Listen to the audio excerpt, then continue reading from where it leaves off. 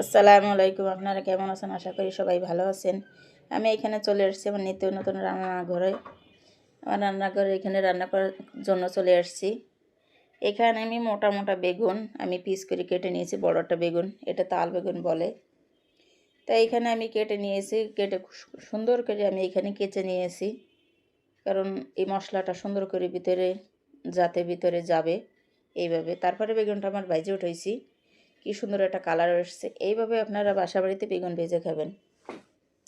তার আমার ভিডিওটা কেমন লাগলো আমার একটা লাইক দেবেন আর কমেন্টে জানাবেন। এখানে আবার রান্না নিয়ে চলে এসেছি, এটা হচ্ছে ইলিশ মাছ। আমি এখানে ইলিশ মাছ অন্যভাবে রান্না করতেছি। আমি ছোটোবেলা দেখতাম আমার দাদি এইভাবে রান্না করতো। তখন তো বড় মাছ ছিল, এখন তো মাছের অনেক দাম। যাই হোক, এখানে আমি সুন্দর করে দুইটা মাছ আমি কেটে নিয়েছি। মাছ দুটো আমি প্রথম কেটে কেটে হাতে মশলা মাখাইয়া আমি অনেকক্ষণ রেখে দিয়েছি। তারপরে এখানে আমি তরকারিটা চলে দিয়ে তারপরে এখানে আবার একটা ভর্তা নিয়ে চলে আসলাম। এটা হচ্ছে সিম ভর্তা আর একটা টমেটো কেটে দিছি। আমার রান্নাবান্না শেষ।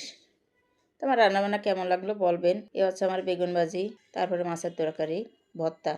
তারপরে আমার ছেলে আর আমি খেতে চলে আসলাম। তা আমাদের ভিডিও যদি আপনাদের ভালো লেগে থাকে আমাদের একটা লাইক দেবেন, কমেন্টে জানাবেন।